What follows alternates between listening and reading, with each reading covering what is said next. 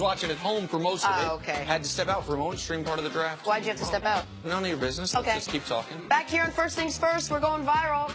Last night, Baker Mayfield was taken first Had overall. to get one of them deliciousness in his system. Browns.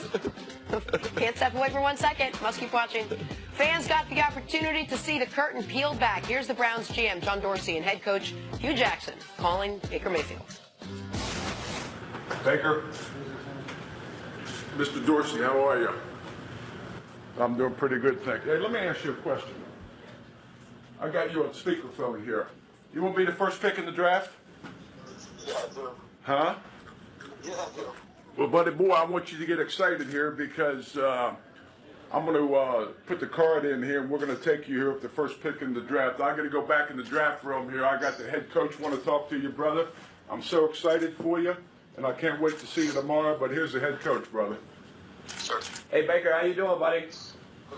Hey, congratulations. No crying.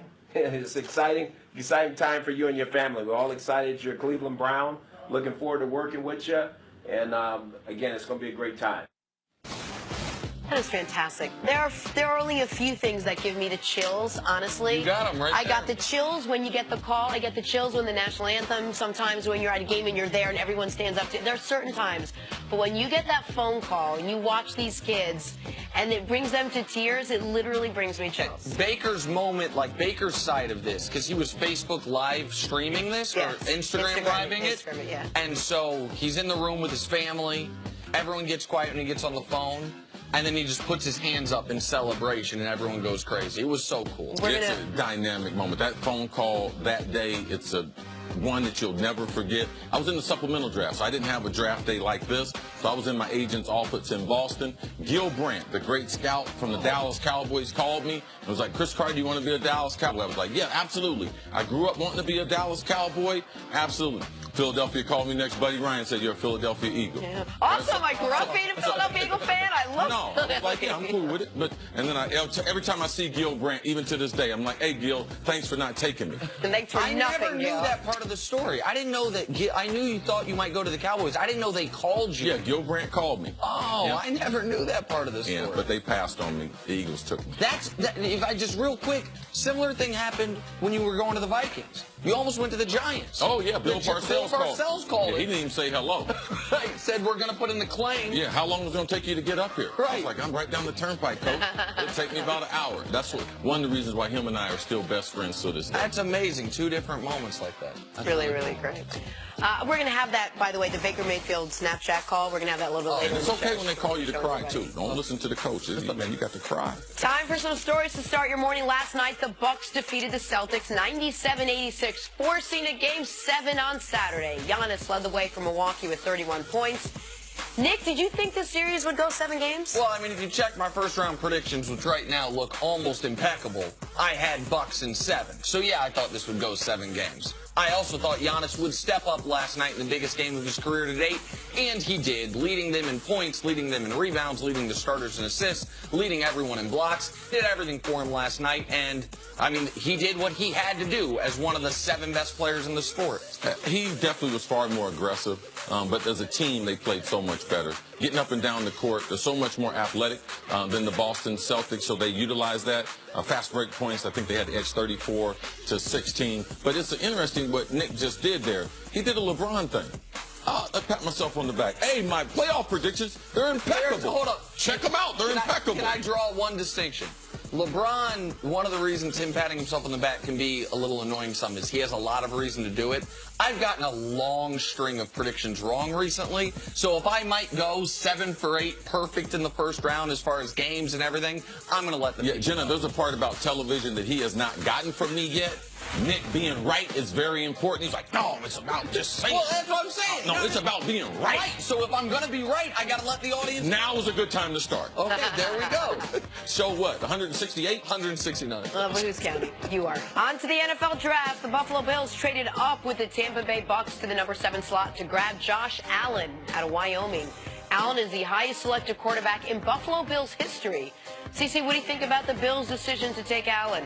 I like his talent. I believe he can be a good pro, but I believe that they're system players. 99% of us are system players. I do not believe this is the right system for him. Even though McDermott, who's the coach there, he was with Cam Newton. And that's what they see, the throwing ability of a Cam Newton, absent of the physical skills to be able to run the football. But he is also going into the locker room, the quarterback room, that has the most stress. A.J. McCarron believes he's a starter. This is his first time getting the opportunity to start. He is not looking to teach a guy or to help a guy make the transition to being a franchise quarterback. So not only does he have the most from a skill set besides Lamar to learn, what's going on in the quarterback room, I believe, will prevent him from growing as fast as the other players. And not great wide receivers to help him out there either. And if now I do understand you need a guy in Buffalo, wind, snow, rain, big hands, arm strength helps there as much as any city in the country. I get that part of it. But if I'm going to take the Cam Newton comparison a step further, how good of a quarterback is Cam Newton if you remove the running stuff? If you remove Cam's ability, that's what we've been telling you. Right, but I've always said with Cam, you can't remove the running because that's such an important part of his game. If Josh Allen is Cam Newton who can't run, You got problems. He needs time to develop. He needs time to develop. Yes. All right, DJ Moore from the University of Maryland will be joining forces with Cam Newton. Calvin Ridley will be joining Julio Jones and the Falcons. These two were the only two receivers drafted in the first round this year, the fewest since 2010. CC, what do these guys need to do at this point now to be successful at the next level? Well, the two different issues here. DJ Moore, good receiver from the University of Maryland, has great running skills with the football. He's like a faster Anquan Bolden. Steve Smith talked about it last night. They finally have his replacement in Carolina. Now, he's also, it's like a good basketball team. All right, they drafted Curtis Samuels. He's a better receiver than Curtis Samuels. They're trying to turn him from Curtis Samuels into a running back to a receiver. So now with the arsenal they have, he has the skill set, especially with his speed. Now, as far as Ridley is concerned, going with Julio Jones, they like Alabama players in Atlanta. It's just right across, right over from him, a 3-hour commute from Tuscaloosa.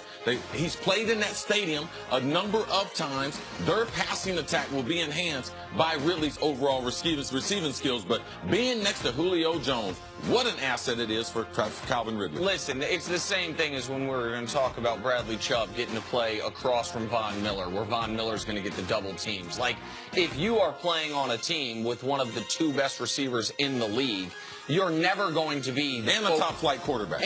Right. You're never going to be the focus of the opponent's game plan, at least not early on. If I'm Calvin Ridley, I'm thrilled with this. And if you're the Falcons, you said when we went to the Super Bowl, we had options all over the field to beat you. It wasn't just Julio. They're trying to bring some of that back. All right, North Carolina State defensive end Bradley Chubb was drafted 5th overall by John Elway and the Broncos, who many thought were going to try to trade up and get a quarterback. Von Miller was super excited about his new teammate yesterday.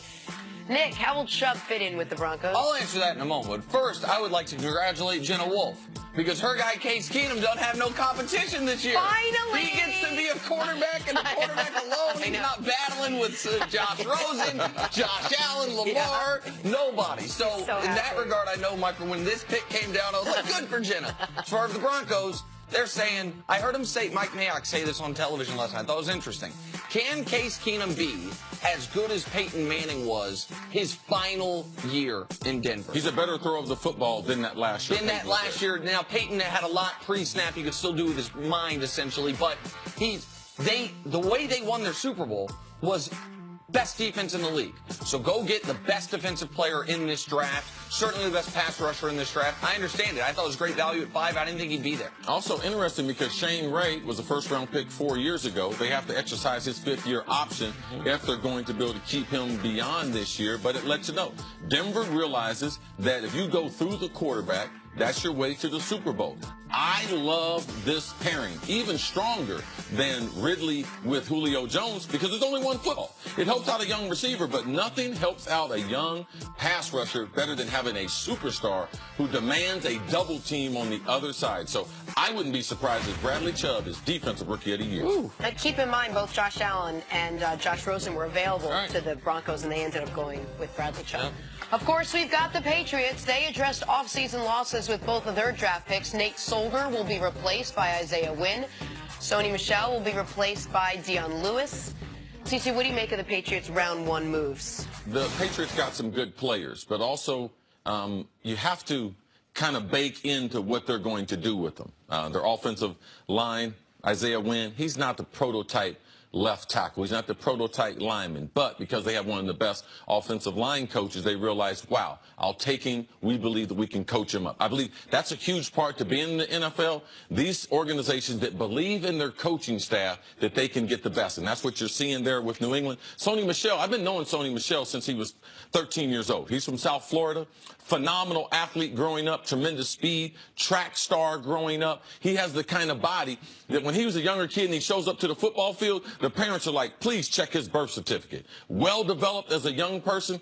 He is a better player than Dion Lewis. He can run between the tackles. He can also get out of the backfield.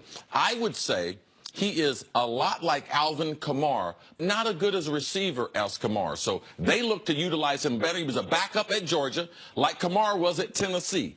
They look to utilize him as a starter, especially on third down, getting him in mismatches coming out of that backfield. Just quickly here from me. I think Wynn is interesting because most people projected him as a guard at the pro level. The Patriots are going to use him theoretically as their left tackle. But this is what the Patriots do.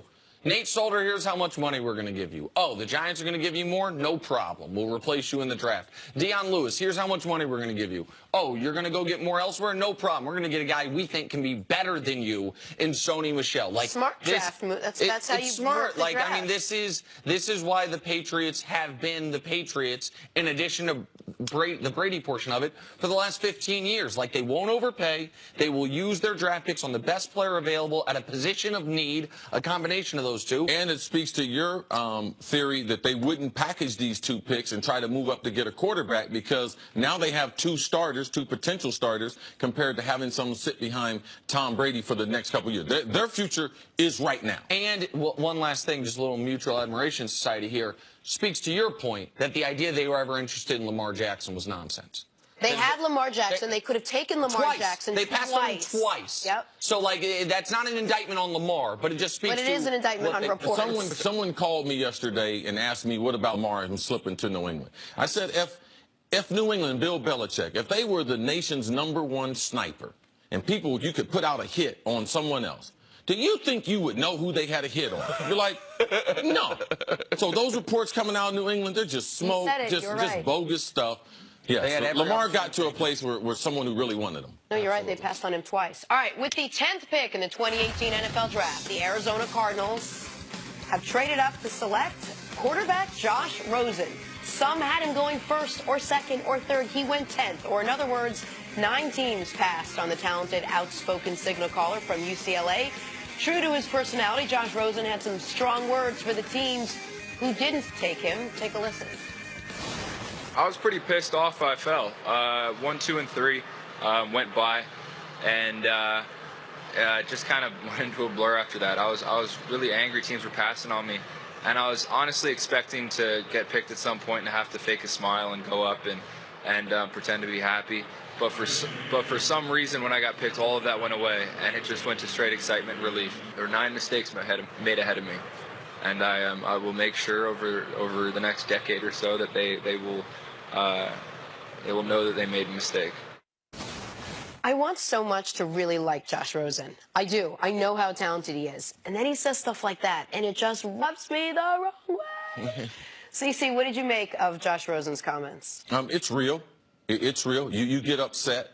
People tell you things. Also, people had him thinking he was going to be in the top 3. He started believing that. And you could tell it had an effect on him. This is probably, besides his birth, the biggest day of his life. So I don't expect kids to try to, who have never been in this type of spotlight, to be able to handle the press conference properly.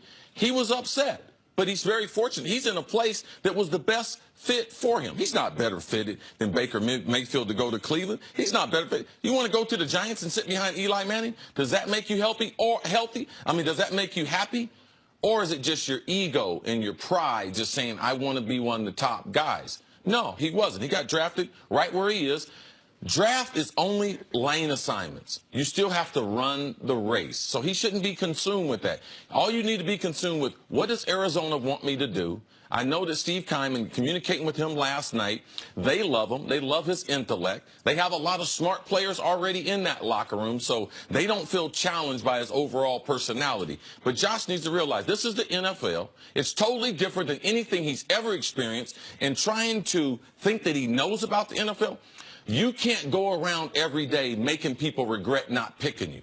It's not real motivation. You need to try to get better, try to make contributions to the Arizona Cardinals, and not worry about the teams that passed on you, because every team, every person can kind of play that chip besides Baker Mayfield. I mean, and we talked about this at the top of the show. This was a perfect fit for him. This is a better fit than either of the New York teams, either because you're sitting behind Eli or because the Jets have just not proven to be a well-run franchise, not to mention the weather and the elements you'd have to play in compared to Arizona. But as far as the comments go, what I thought was interesting is right after he got drafted, Deion interviews him. And he clearly wanted to say some of these things. And he was able to say, I'm just super excited. I'm so happy. And about 10, 20 minutes later, he can't control himself anymore. This is who he's going to be. And it is putting a bigger target on his back for media members, I believe. I don't know about other players in the league, but as far as the media wanting to... players in the league don't care. Right, but as far as the narrative surrounding him, there are going to be people he's rubbed the wrong way, so they will look for reasons to tear him down.